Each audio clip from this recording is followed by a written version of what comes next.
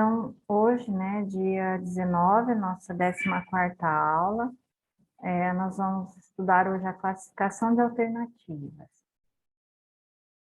Então, entendendo o contexto, né, identificar adequadamente o contexto em que se desenvolverá uma negociação é o primeiro passo para garantir o sucesso. Quando se planeja, consegue-se antever possíveis rumos que a negociação pode tomar, estabelecendo alternativas de ação para cada caso. Deixar-se surpreender por uma situação imprevista pode paralisar o negociador, ou pior, pode levá-lo a tomar decisões ruins e provocar o fracasso antecipado do processo. Então, dando continuidade um pouquinho do que a gente falou ontem, né?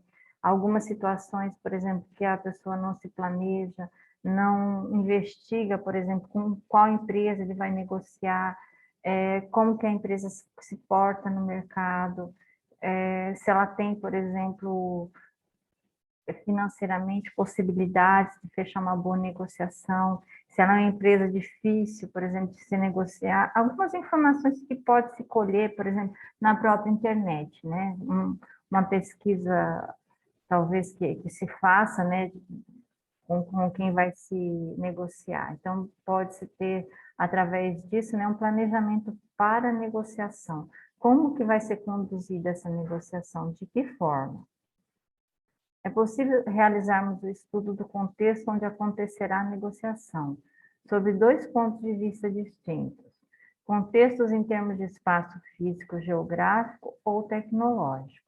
Onde serão realizados os encontros para discutir a agenda, apresentar propostas, aproximar posições e, finalmente, se tudo der certo, chegar a um bom acordo, né? Um bom acordo para todos, sempre bom lembrar.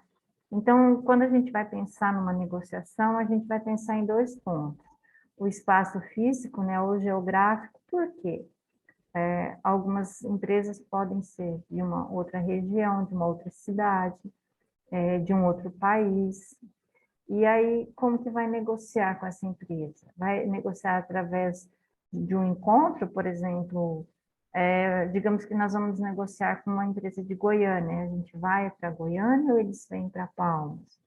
Ou então, o uso tecnológico, através de reuniões, né? A gente tem vários meios, o próprio WhatsApp, você pode conversar com a pessoa, o Zoom, no caso, se quer colocar um grupo maior de pessoas, né? Pensar nessa questão tecnológica, como que vai ser realizada essa reunião.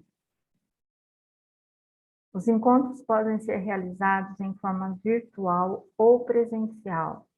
Virtual, principalmente por uma questão de custo econômico e de tempo.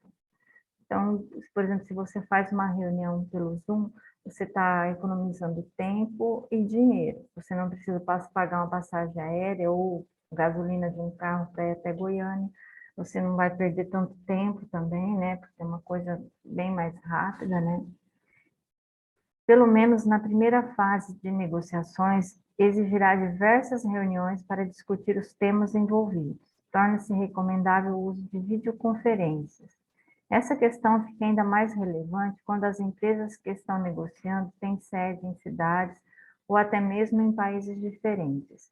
Essa questão de negociação envolvendo as videoconferências, envolvendo os meios de comunicação, de tecnologia, eles estão tão comuns que a gente está vendo, por exemplo, as pessoas defendendo monografia, né?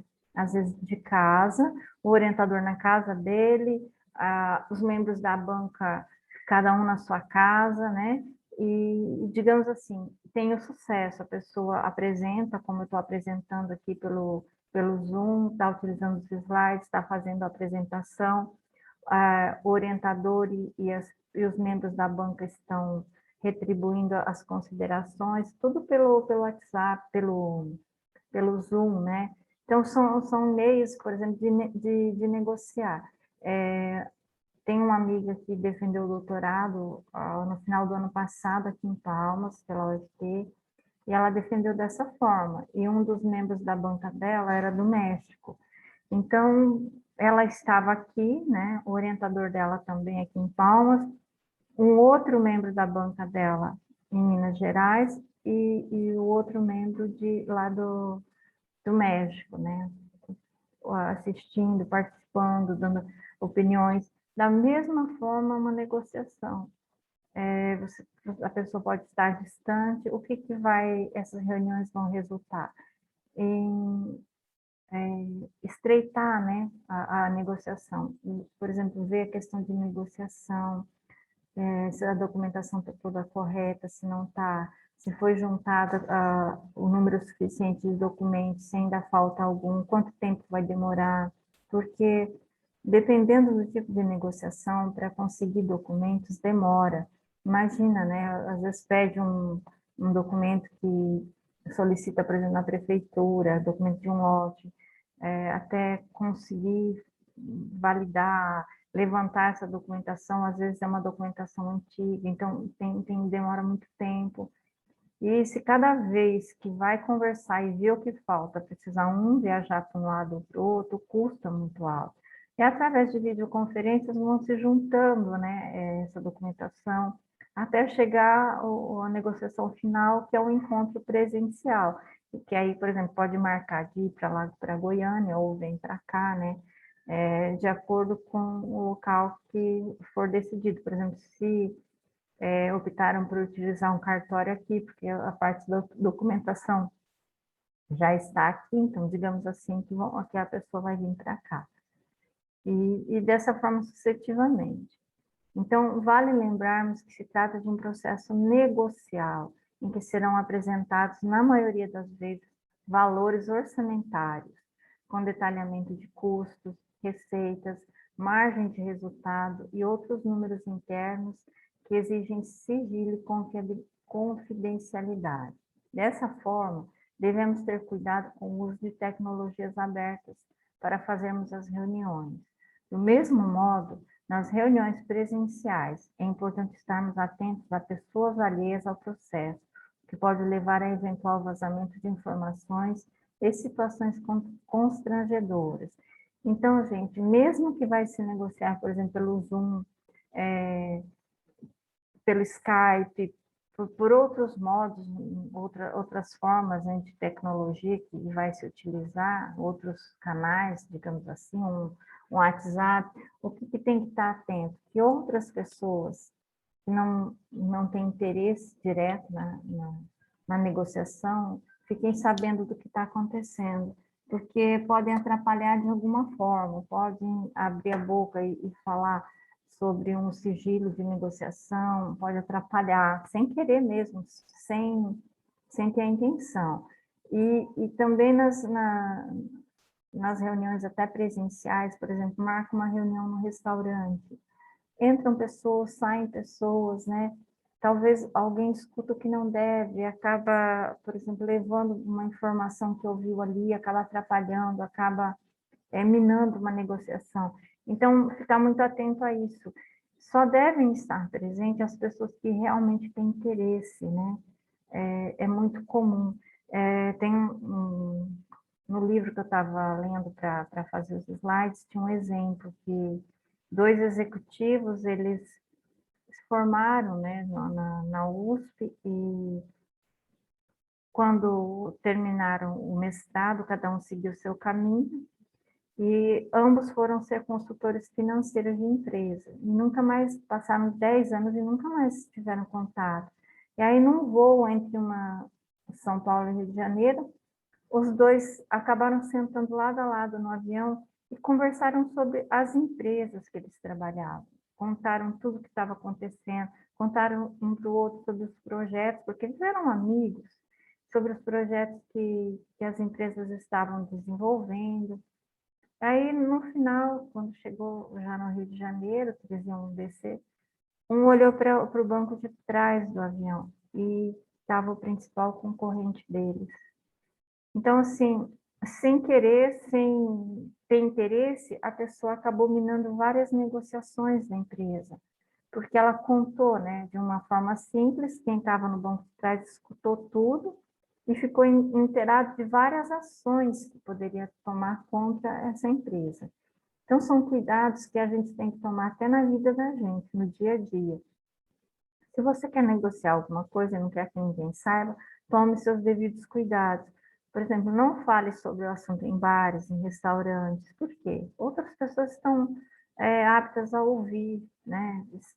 Em lugar público, por exemplo, até numa igreja, você vai contar, encontra o teu irmão lá, de repente, e vai contar, olha, eu estou fazendo essa negociação, e de repente tem uma pessoa interessada. Ela vai ouvir, né? De repente pode até atrapalhar a tua negociação. Então, sempre o máximo de cuidado, confiabilidade com as negociações, principalmente porque muitas vezes você é um negociador, você não é o proprietário da empresa, você está colocando em risco o teu trabalho. Então, tem que tomar cuidado com relação a isso.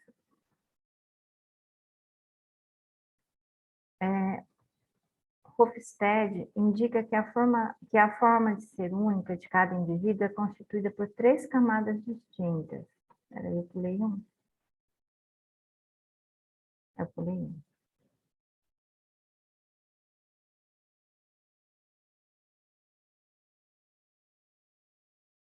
Tá certo. Hofstede indica que a forma de ser única de cada indivíduo é constituída por 3 camadas distintas, que são responsáveis pela maneira singular com que ele desenvolve a sua programação mental, a saber, a personalidade, a cultura e a natureza humana. Essa informação que eu trouxe aqui embaixo do site é da imagem a seguir. Para não colocar no mesmo slide, eu trouxe a informação bem aqui de onde eu busquei a imagem. Então, aqui, a pirâmide modelo, né? Ela está em francês aqui, é a natureza humana aqui embaixo, né? A cultura, que é o centro, e a personalidade, que é o topo, né, da pirâmide. Então, nas camadas mais baixas da pirâmide, né, está a natureza humana, de caráter genérico e universalista. Por isso mesmo é a camada da base, mais extensa, de maior amplitude, sobre a qual se fundamentará o desenvolvimento posterior do indivíduo. Então, esse negociador aqui que a gente estava falando, aqui no slide aqui atrás, que ele vai marcar uma reunião, às vezes ele marca uma reunião num lugar público, sem se dar conta, por exemplo, que outra pessoa pode estar ouvindo, essa pirâmide aqui, né, ela envolve a personalidade da pessoa. Então, por que isso vai influenciar? De que forma vai influenciar? Deixa eu ver se eu consigo apagar esse risco aqui. Ela vai influenciar nas formas que a pessoa toma a decisão. Como que a pessoa ela age, por exemplo, ela quer tomar, por exemplo, a decisão de uma reunião em local público. O que leva ela a fazer isso? A natureza humana, a cultura ou a personalidade? Né? O que faz com que a pessoa tenha esse desenvolvimento de pensar dessa forma? Às vezes, né, é a natureza humana, o que ela traz aqui, um pouco da cultura e um pouco da personalidade que ela desenvolveu. Tudo isso somado vai fazer ela tomar algumas decisões. Então, a natureza humana é a característica essencial do ser humano que o faz atuar de maneira semelhante quando confrontado com a mesma situação. Então, por exemplo, as expressões faciais de alegria, independente de ser eu ou qualquer um de vocês, vai ser um sorriso, você vai conhecer nos traços da pessoa que ela está feliz. Então, independente de você falar a língua dela ou não, ou se ela está feliz, você reconhece de longe. Às vezes, a forma de expressar o sorriso, a forma de balançar a cabeça, às vezes, por estar dançando, por estar pulando. Quando você vê numa torcida num campo de futebol, pode ser da Argentina, pode ser da França, pode ser da Itália, cada um tem uma forma, né? Por exemplo, de vibrar quando faz um gol. Mas em qualquer parte do mundo, você vai entender que aquela pessoa, elas estão felizes. É uma forma né, da pessoa estar feliz, é uma forma de uma expressão, né, que a pessoa tem. Então, é da natureza humana. Então, a raiva do mesmo jeito. A pessoa o rosto fechado. Às vezes a pessoa até tenta sorrir, mas a preocupação da pessoa é tão grande que ela não consegue disfarçar, né? Então, o que que acontece? Isso é da própria natureza humana. Então, é similares em todas as raças. A gente vai perceber, independente, só de você ver se é uma pessoa, se ela está com uma expressão de feliz, se ela está com uma expressão de triste, se ela está... o choro, por exemplo, você identifica em qualquer lugar, né? É da própria natureza. Na segunda camada da pirâmide, encontramos o conjunto de atributos que o ser humano apresenta em função da cultura, da região ou país onde se criou. São características aprendidas durante a vida. Aprendidas, aqui tem um e a mais, tá, gente? Desculpa. Específicas para determinado grupo ou categoria de pessoas, que estão fortemente associadas ao conceito de povo, de raça, de religião e nação. Por essa diversidade de tantos grupos de influência, podem coexistir subculturas mais específicas dentro de uma mesma cultura.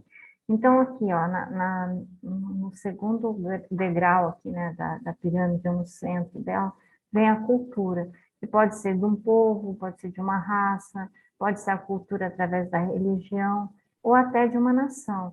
Só que é tão complexa a questão cultural, que, por exemplo, dentro de um mesmo país, você pode ter vários tipos de cultura, você pode ter duas ou mais línguas no mesmo país, a Bélgica mesmo, ela fala, parte da Bélgica fala o francês, uma outra parte fala o...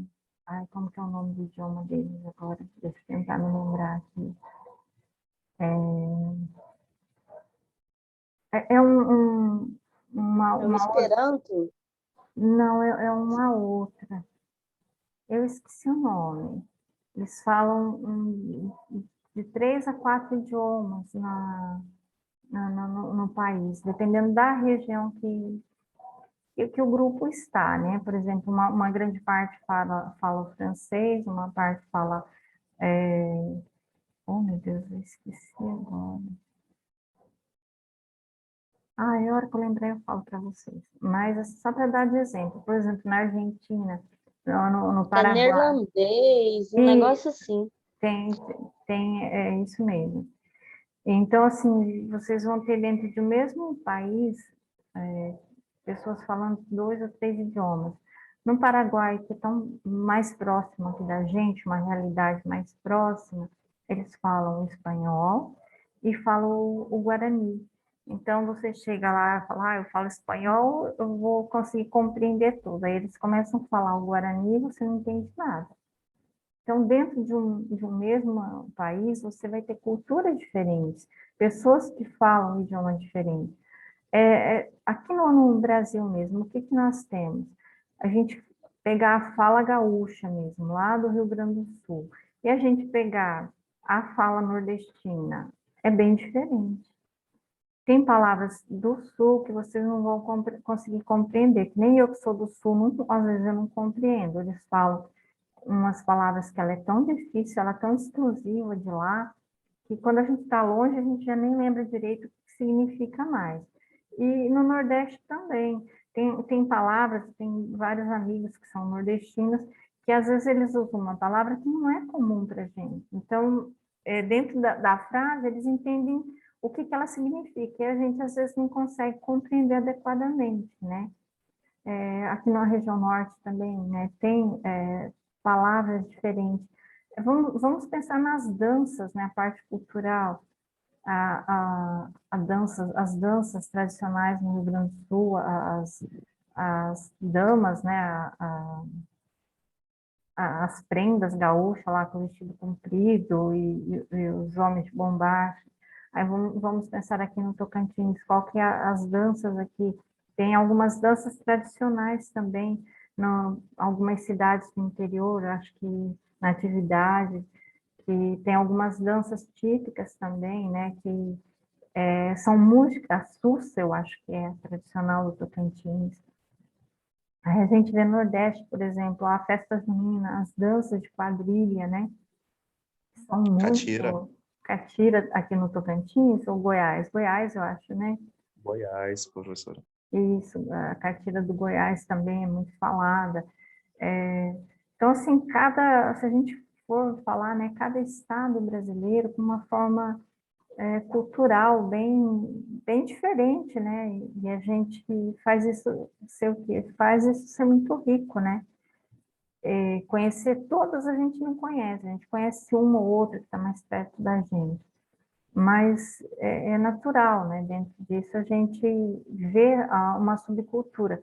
E aí você fala assim, mas isso não vai influenciar nas decisões da pessoa. Aí você pega, por exemplo, uma pessoa que acredita, por exemplo, né, que dentro de algumas culturas que a determinada coisa não é bom, se acontecer durante a negociação não é bom, e você perde uma negociação porque culturalmente a pessoa acha que aqueles sinais não vai trazer boa sorte para ela, né? Então, assim, a cultura influencia, sim, influencia bastante. Negociar, às vezes, exige, né, bastante conhecimento sobre a cultura. E no topo da pirâmide encontramos os atributos específicos do ser humano. A gente vai cair, eu volto, tá? Eles são dados unicamente e exclusivamente por sua personalidade. A personalidade é única, né? Cada um tem uma forma de agir, de pensar, de defender os seus direitos, né? Então, parte dos quais eles são natos e são adquiridos por aprendizagem durante a vida. Então, a gente traz o que na personalidade da gente? Algumas coisas que, por exemplo, o temperamento, às vezes a pessoa já é calma de natureza mesmo, já é uma criança calma, cresce um adulto calmo. Outras vezes a gente aprende, né? A gente acaba exercendo um aprendizado, a gente pratica e para melhorar a personalidade da gente.